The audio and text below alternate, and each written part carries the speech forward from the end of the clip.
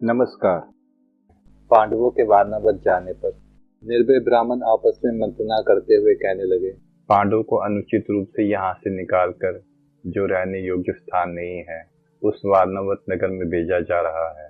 फिर भी भीष्म जी चुपचाप इसे क्यों मान लेते हैं?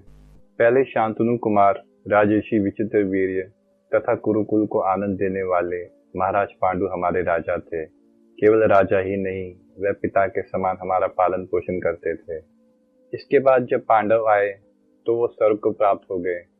तब उनके इन छोटे छोटे राजकुमारों का भार धृतराष्ट्र नहीं सहन कर पा रहे हैं। हम लोग ये नहीं चाहते, इसलिए हम सब घर द्वार छोड़कर इस उत्तम नगरी से वहीं चलेंगे जहाँ युधिष्ठिर जा रहे हैं। शोक से दुर्बल धर्मराज युधिष्ठिर अपने लिए दुखी उन पूर्ववासियों की ऐसी बातें देखकर मन ही मन कुछ सोचकर उनसे बोले, बंधुओं, राजा धृतराष्ट्र मेरे माननीय पिता, गुरु एवं श्रेष्ठ पुरुष हैं। वह जो आज्ञा दे उसका हमें निश्चित होकर पालन करना चाहिए, यही हमारा व्रत है।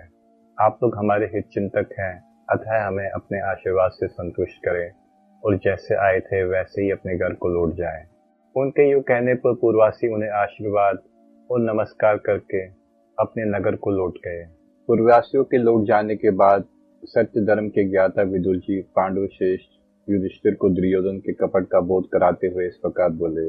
विदुर जी बुद्धिमान तथा मूढ़ मलेच्छों की निरर्थक सी प्रतीत होने वाली भाषा के भी ज्ञाता थे, इसी प्रकार युधिष्ठिर भी। अतः उन्होंने युधिष्ठिर से ऐसी कहने योग्य बातें कही जो मलेच्छ भाषा के जानकार एवं बुद्धिमान पुरुषों को पता हो। जो शत्रु की नीति शास्त्र का अनुसरण करने वाली बुद्धि को समझ लेता है, वह उसे समझ लेने पर कोई ऐसा उपाय करे जिससे वह यहाँ शत्रु जनित संकट से बच सके। एक ऐसा तीखा शस्त्र है जो लोहे का बना तो नहीं है परंतु शरीर को नष्ट कर देता है। जो उसे जानता है, ऐसे उस शस्त्र के आघात से बचने का उपाय जानने वाले पुरुष को शत्रु नहीं मार सकते। घास फूस तथा सूखे वृक्ष वाले जंगल को जलाने और सर्दी को नष्ट कर देने वाली आग विशाल वन में फैल जाने पर भी बिल में रहने वाले चूहे आदि जंतुओं को नहीं जला सकती। यूं समझकर जो अपनी रक्षा का उपाय करता है वही जीवित रहता है। जिसकी आंखें नहीं है वह मार्ग नहीं जान पाता, अंधे को दिशाओं का ज्ञान नहीं होता और जो धैर्य खो देता है उसे सद्बुद्धि नहीं प्राप्त होती। इस प्रकार मेरे समझाने पर तुम मेरी बातों को भली भांति समझ लो।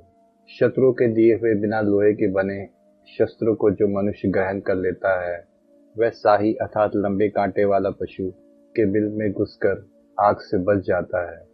मनुष्य घूम फिर कर रास्ते का पता लगा लेता है, नक्षत्रों से दिशाओं को समझ लेता है तथा जो अपनी पांचों इंद्रियों का स्वयं ही दमन करता है वह शत्रु से भी पीड़ित नहीं होता। इस प्रकार कहे जाने पर पांडु नंदन धर्मराज युधिष्ठिर ने विद्वानों में श्रेष्ठ विदुर जी से कहा, मैंने आपकी बात अच्छी तरह से समझ ली।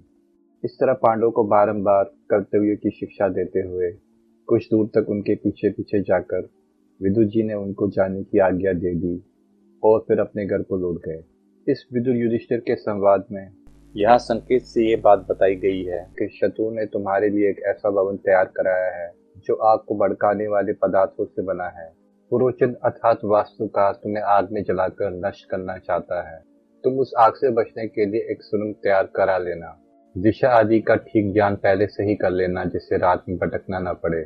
उस सुरंग से यदि तुम बाहर निकल आओगे तो लाक्षागृह में लगी हुई आग से बच सकोगे। यदि तुम पांचों भाई एकमत रहोगे तो शत्रु तुम्हारा कुछ भी नहीं बिगाड़ सकेगा।